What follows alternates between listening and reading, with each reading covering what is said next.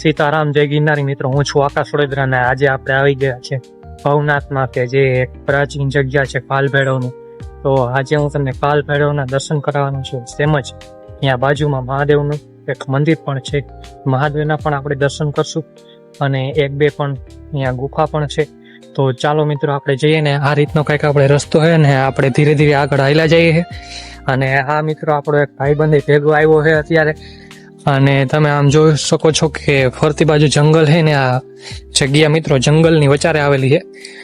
અને તમે અહીંયા પણ જોઈ શકો છો આ કાલ ભૈરવની ધજા છે ને પછી અહીંયા પણ જુઓ તમે કાલ ભૈરવનો બોર્ડ મારેલો છે. અને આગળ સામેની સાઈડમાં છે ને મિત્રો તે મંદિર આવેલું છે. અને મિત્રો અહીંયા અત્યારે થોડુંક વરસાદી વાતાવરણ છે ને, વરસાદી વાતાવરણમાં આપણે આવ્યા ને મિત્રો તો અત્યારે અહીંયા છે ને ખૂબ જ એવું મજા આવે છે ને, શાંતિની એક સ્થળની જગ્યા છે. અને હજી તો મિત્રો આગળ જવાનું છે.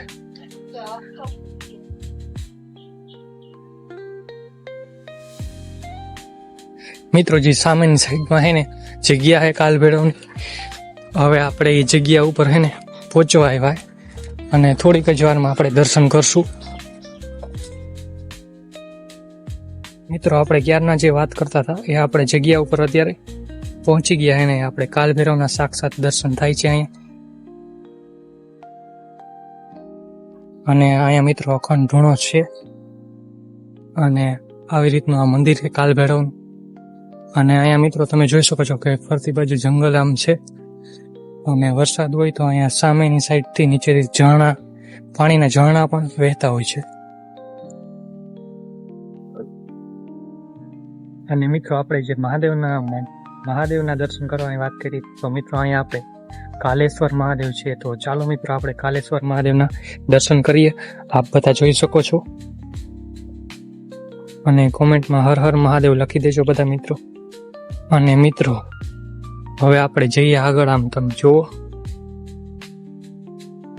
તો મિત્રો આવી રીતના કંઈક સુંદર મજાની એવી જગ્યા ને ખૂબ આમ શાંતિનું વાતાવરણ અત્યારે છે અહીંયા. અને હવે આપણે આગળ વધીએ, આ વિડીયોનો આગળ લઈ જઈએ થોડો. તો ફાઇનલ ગાઈસ આપણે દર્શન કરી લીધા કાલેશ્વર મહાદેવના ને કાલ ભૈરવના. હવે આપણે જઈએ મિત્રો આગળ. અને તમે આમ બધા જોઈ શકો છો. તો મિત્રો એ કાલ ભૈરવ દાદાના ને કાલેશ્વર મહાદેવના દર્શન કરીને તમને પણ મને આનંદ થયો ને તમને પણ મજા આવી છે. તો સરસ મજાની વિડીયોમાં કોમેન્ટ કરી દેજો.